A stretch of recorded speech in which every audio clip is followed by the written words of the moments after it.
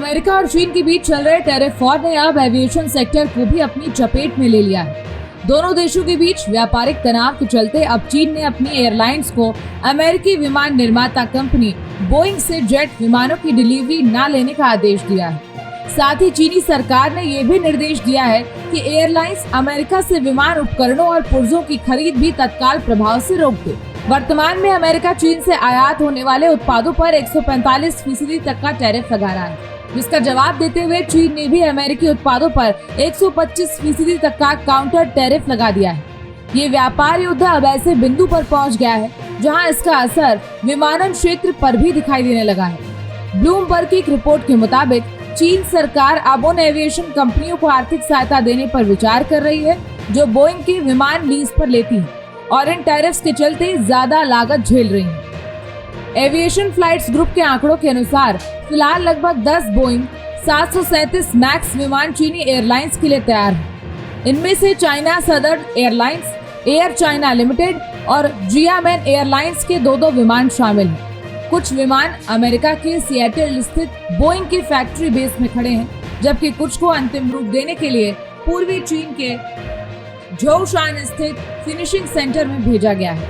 हालांकि जिन विमानों की डीलिंग पहले से ही पूरी हो चुकी है, उनके मामले को केस बाय केस आधार पर मंजूरी दी जा सकती है। चीन दुनिया का सबसे बड़ा एविएशन बाजार है।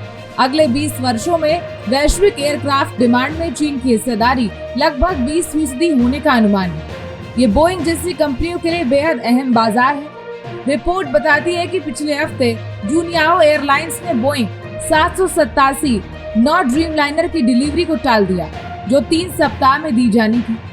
साल 2018 में बोइंग ने जितने विमान सप्लाई किए थे, उनमें से 25% से अधिक चीन को भेजे गए थे। लेकिन 2019 में जब 2 बोइंग 737 मैक्स विमानों का क्रैश हुआ, तब सबसे पहले चीन ने ही इन विमानों को ग्राउंड किया था। साल 2024 की शुरुआत में बोइंग एक बार फिर आलोचनाओं के घेरे में आया, जब जनवरी में एक उड़ान के दौरान विमान का डोर प्लग फट गया। ये घटना बोइंग की क्वालिटी और सुरक्षा मानकों को लेकर सवाल खड़े करती है।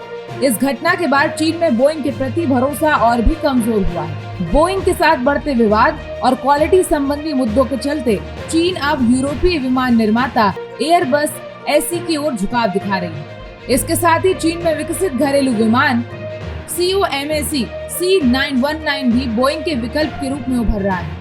ये बदलाव भविष्य में चीन की एविएशन इंडस्ट्री के लिए रणनीतिक रूप से बेहद महत्वपूर्ण हो सकता है, क्योंकि इससे अमेरिका पर निर्भरता घटेगी और घरेलू उद्योग को बढ़ावा भी मिलेगा। टैरिफ वॉर की इस नई कड़ी में एविएशन सेक्टर की भूमिका बेहद निर्णायक हो सकती है।